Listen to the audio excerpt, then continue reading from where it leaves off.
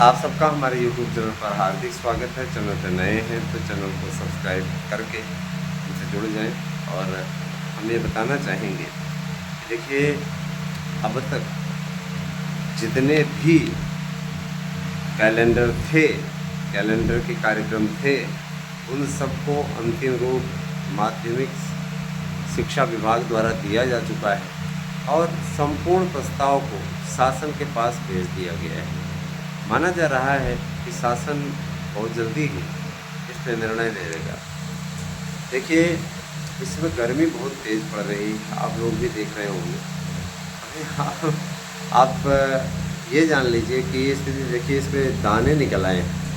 मैंने नहीं, यहाँ तो भाई चलिए ठीक है, आप कूलर पंखे में एसी में सब जगह रखते हैं।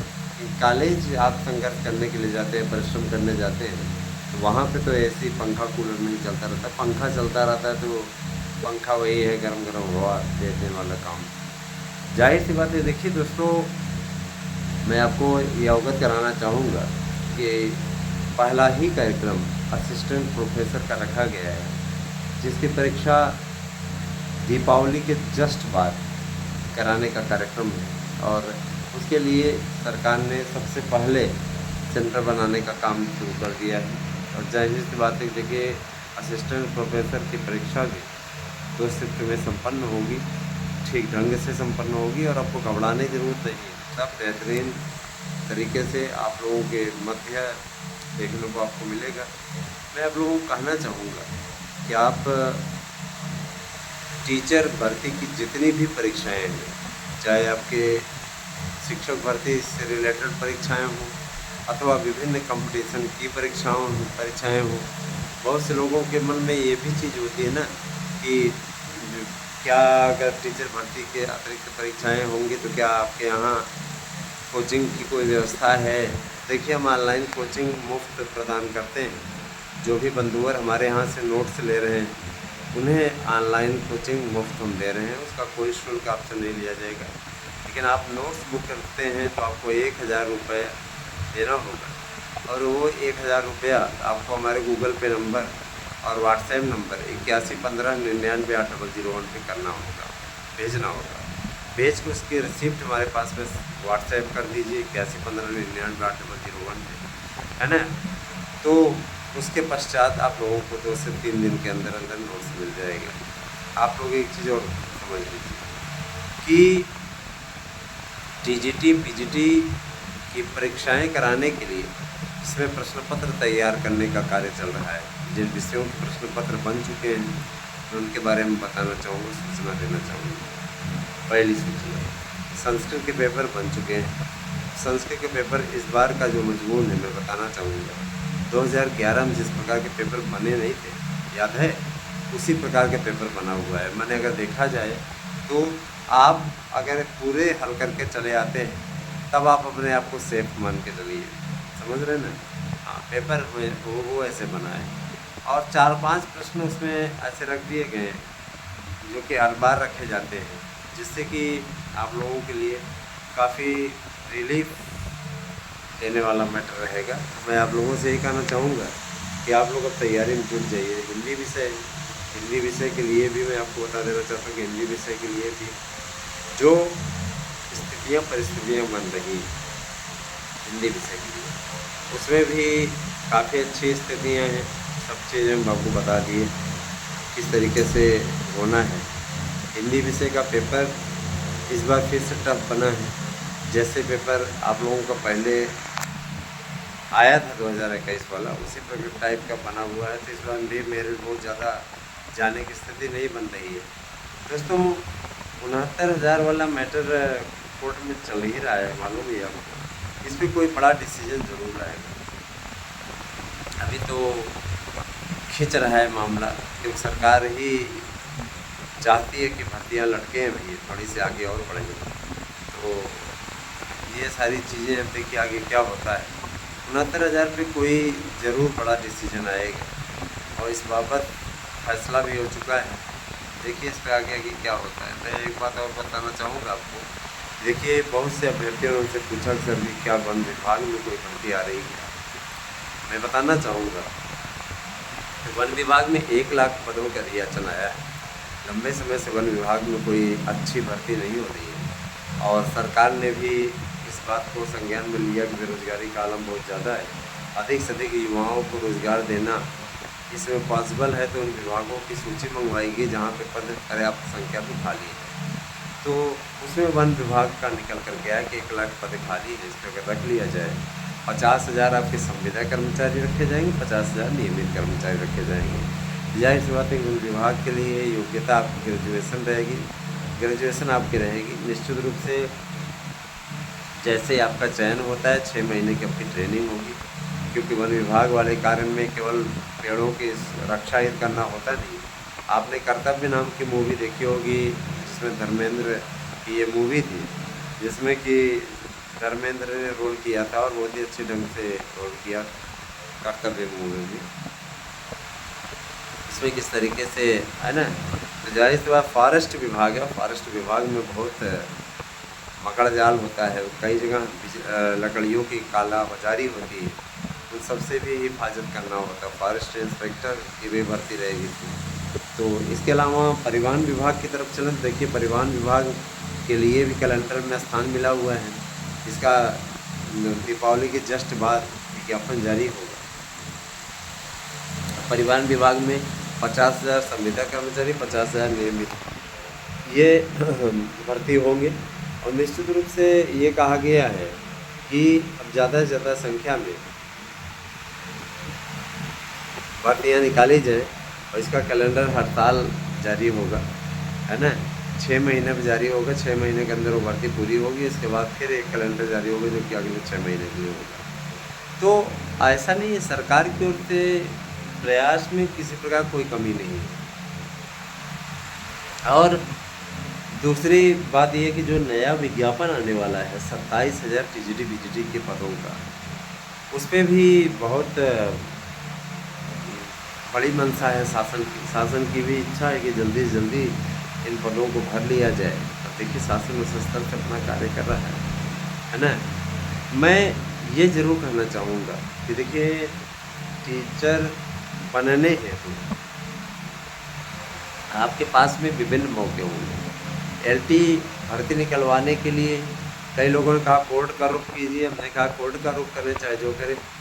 लोक सेवा आयोग जो है, लोक सेवा आयोग की जब तक ये भर्ती निकाल करके नए आयोग को नहीं मिली भी थी तो इन लोगों ने फिर से भेज दिया, है ना। नया आयोग संस्कृत विद्यालयों में भर्ती करने के लिए अधिकृत किया गया है। पहले उसने मना कर दिया था, लेकिन नए आयोग की अध्यक्षा को बुलाकर सीएम ने अच्छी तरीके से समझाया। उसके बाद इनमें संस्कृत विद्यालयों की भर्ती, मदरसाओं की भर्ती, जो शिक्षक नियुक्त होंगे, है ना, ताकि उसमें हिंदू मुस्लिम सबका अनुपात बना रहे कि मदरसों में केवल मुस्लिम ही पढ़ाते हैं और हिंदू बच्चे पढ़ते हैं तो वहाँ पे किस तरीके का बिहेव किया जा रहा है। कई कांड उजागर होके आए हैं सामने, आप लोगों ने देखा भी होगा।